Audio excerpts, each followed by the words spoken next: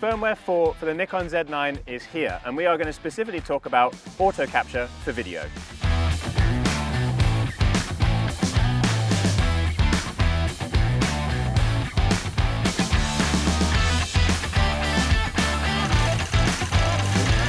Auto capture is not just for stills photography, you can also make use of it for video. More and more photographers are moving into using and shooting video as well. We see auto capture being used in two main scenarios really. The first one is if you want to try and place your camera or rig the camera in a location that you wouldn't want to be stood or wouldn't want to be in when the action starts, or maybe a location that you can't be in when the action starts.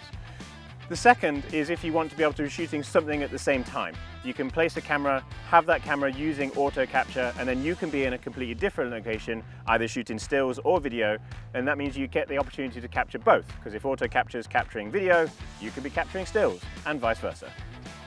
Over the past couple of days, Neil and myself have been using auto capture in a couple of different scenarios and shooting situations, and we want to talk you through those scenarios and talk you through the settings we've used, hopefully give you a better understanding of how you can set auto capture up yourself to capture some great video content. I think it's especially important when we've got athletes like this which will tire quickly, so we've got a limited time to work with them, shooting it from multiple angles on stills and video, and using auto capture as an extra camera for us is a great opportunity to show what the technology can do. As always, when it comes to cameras, making sure that you have the correct settings is most important. So that's where we're going to start, just to give you a quick overview of what each setting does and how that's going to affect the auto capture process, depending on the subject, the location, and where your camera's placed. So to find auto capture, head into the video recording menu, and then right at the bottom you'll see a new section that says auto capture. You can save presets of auto capture, so if you have set a previous auto capture collection of settings up before, you can recall one of those presets if you want to, but hence this is the first time. We're going to go to start. When it comes to the parameters and the options that you have to customize in auto capture, first of all you have your capture trigger or your capture criteria. You can choose from motion, detection or distance. Motion is a subject that enters or leaves the frame. Detection is using subject detection, so that will be based around if it is a detectable face, eye, vehicle or animal. And then distance is based on the subject's distance. So you can specifically say if a subject is within 5 to 10 meters or a subject that's within 3 to 6 meters. You can have all three running at the same time, 2 just running at the same time, or 1 depending on your setup.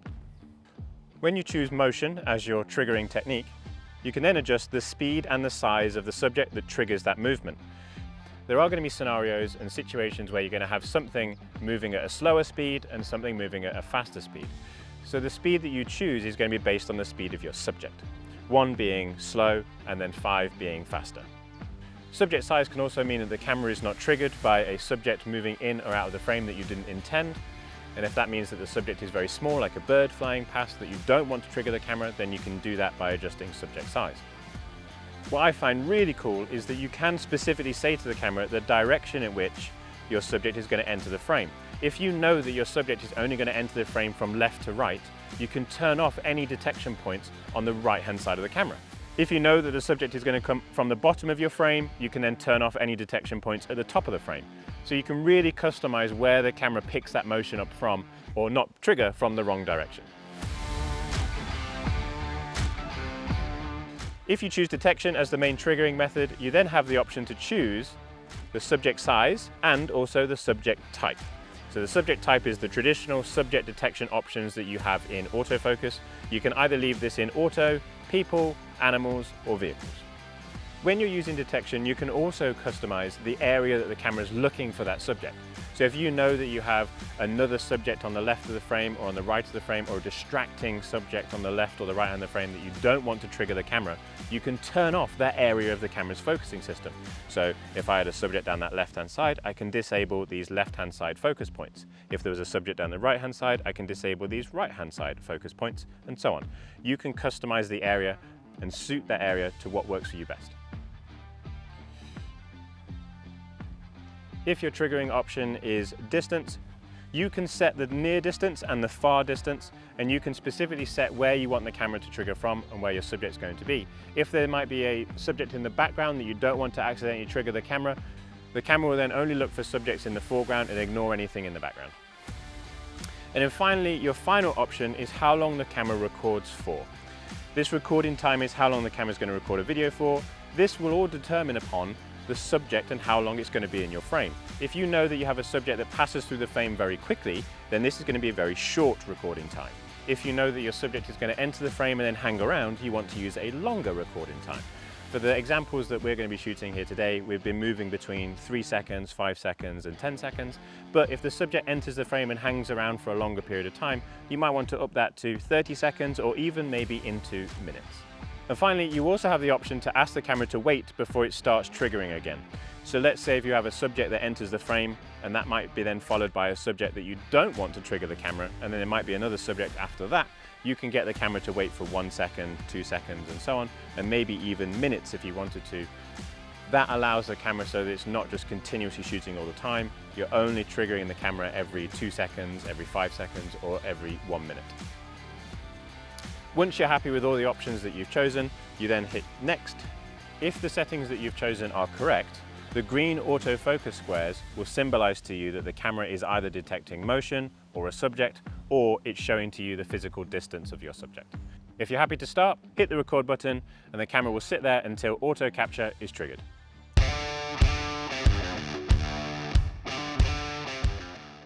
For this particular setup of our rider coming past us, I wanted to use subject detection, and that means that the camera will not trigger or will not start shooting until it detects the subject in the frame, and it will look for their face or their eyes as the subject gets closer to us.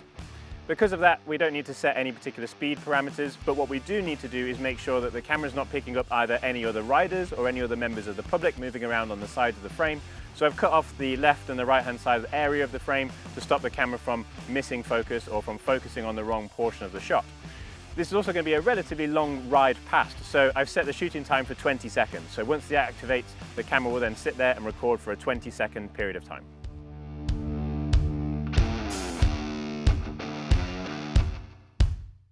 We've set this up to record in auto capture because that then allows us to position ourselves in a different location to capture a different angle. So we've moved to another jump further down into the forest.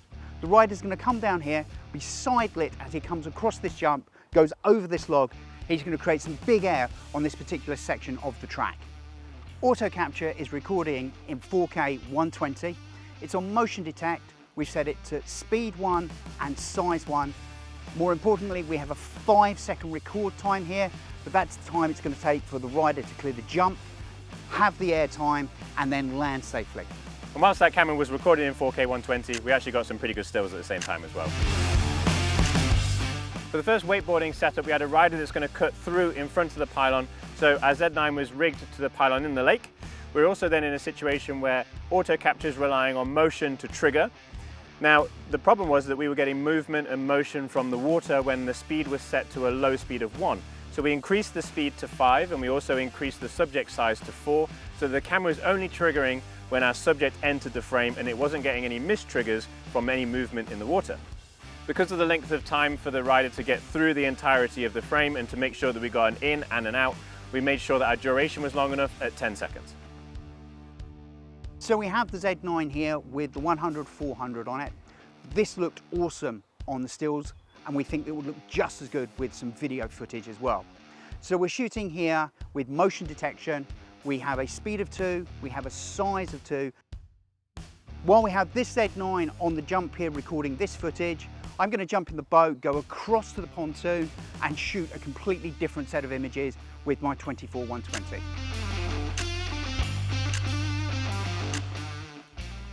So hopefully those examples have given you some insight into how you can use auto capture to record video and given you some ideas about how you could use auto capture to start recording video at the same time as capturing stills, or when you place your camera in a position that you don't want to be when the action starts.